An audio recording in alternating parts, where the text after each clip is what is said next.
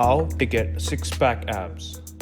So, summer is upon us and you want to know how to get a delicious looking six-pack to rock with that sexy beachwear that you purchased.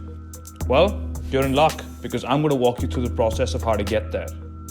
However, keep in mind that this advice applies to intermediate to advanced lifters who have at least a year of training under their belts. If you're a beginner lifter, I would recommend that you simply focus on getting to the gym, getting stronger, and making overall gains in lean muscle mass before you start focusing on specific things such as abs. Before we start, keep in mind that you do not have control over the number of abs you have. Whether you have 1, 2, 3, 4, 5, 6, 7 or even 8-pack abs is dependent on your genetics, and there is nothing that you can do about that. What you can do is make sure that the abs that you do have become visible. So in order to have six-pack abs, you need to achieve two things. First, your ab muscles need to be large enough to be visible. And second, your body fat needs to be low enough so that those abs don't get hidden behind that body fat. There is no exact amount of body fat at which abs become visible. The percentage at which someone's abs will show is different from person to person. However, you do have some control, and that is over the size of your ab muscles. And someone with larger ab muscles can have their abs visible at a higher body fat percentage. For example, I'm currently not as lean as when I first got abs, but yet you can see some reasonably defined lines on my stomach. Before we jump into the how, let's look at the what by examining the anatomy of the abs.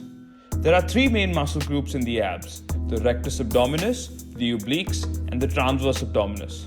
Now don't worry, I'm going to explain what these are. The main muscle group that most of us think of when we think of abs is the rectus abdominis, or as we know it, the six-pack. The main function of this muscle is spinal flexion. So anything that brings our head towards our feet, such as a crunching movement, will engage the rectus abdominis. The obliques are the muscles that run down the side of your body. They consist of two parts: the external obliques, which we associate with the V-cut abs, and the internal obliques, which are not really that visible. The main function of the external obliques is trunk rotation, that is, rotation of the upper body, and they also aid with stability. A great way to target the obliques is a weighted rotation exercise like the cable trunk rotations. Finally, the most neglected muscle in the abs when it comes to direct training, and that is the transverse abdominis. These function as sort of a muscular weightlifting belt that lies beneath the rectus abdominis. The main function of this muscle is stability and posture. This muscle is engaged when you're doing heavy compound lifts such as squats and deadlifts, as it helps you to stabilize your body when under such tension. Now that you've understood what the abs consist of, let's get back to the how. As discussed earlier, your ab muscles need to be large enough to be visible, and for that, you have to train them appropriately. My advice is to train your abs frequently and maintain adequate training intensity when you are training your abs. When I say train abs frequently, I don't mean do crunches every day. As seen in the anatomy part of the video, the abs have multiple muscle groups which perform different functions.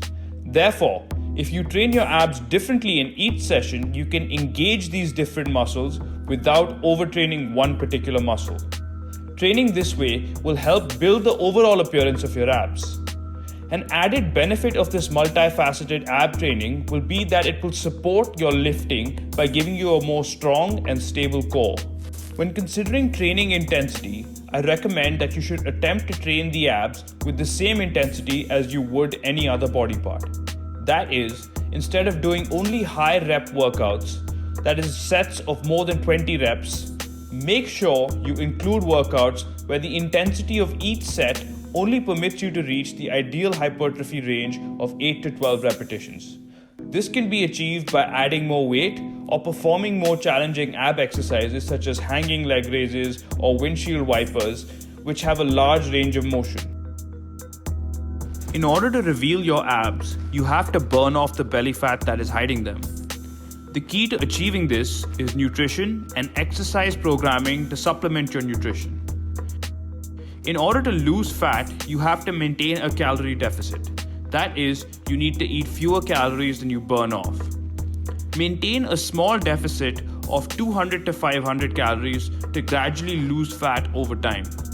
Keeping a small deficit will minimize the amount of muscle mass you lose during your fat loss period. Keep in mind that as you lose weight, the amount of calories you burn off each day will reduce. So you will gradually have to keep reducing your calories as you progress through your fat loss journey. To calculate your base calorie burning rate, find an online calculator that calculates your basal metabolic rate, or use the one provided in the description. Calculate your daily calorie burn through the calculator and subtract 200 to 500 calories from that amount. I would recommend that you initially track your calories using an app such as MyFitnessPal. After you have done this for a while and have gathered an understanding of food, you can start to do this more intuitively by tracking your weight and your appearance and making adjustments to your food accordingly. A useful diet tip that I have learned over the years is to increase my intake of vegetables when losing fat, as these barely have any calories in them, as they are comprised mainly of water, fiber and vitamins, and these fill up your stomach and help curb hunger. I would also recommend increasing the percentage of calories you consume from protein, as studies have shown that increasing protein intake can help conserve muscle mass when trying to lose fat. Now, let's look at exercise when you are trying to lose fat. I would recommend that you continue resistance training with the same intensity as you were before your fat loss period, as this will ensure that you maintain as much muscle mass through this period. Do not get drawn into the whole more repetitions will tone your body, as there is no such thing. Even when training abs, you are not training with the purpose of burning belly fat, but rather to increase the size of your ab muscles.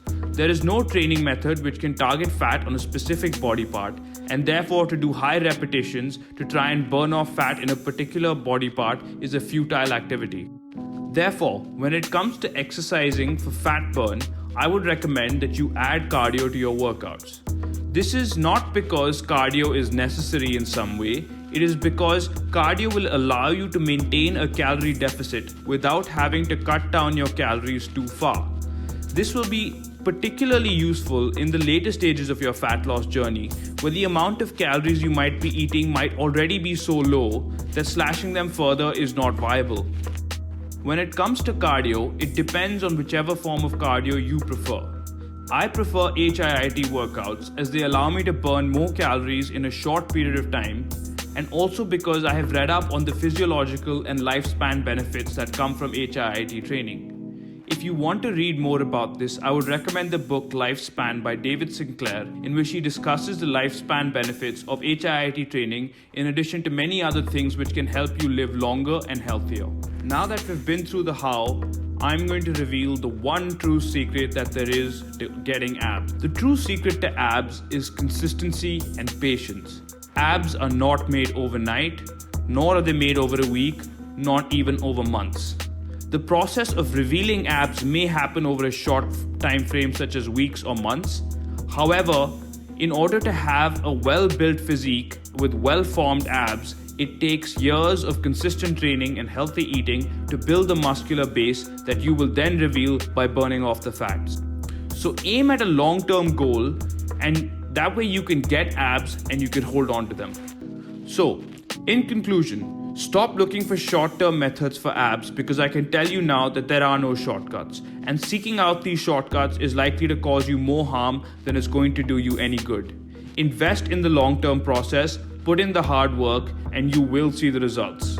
If you're looking for someone to guide you through your journey to abs, get in touch with me at The Fit Skeptic.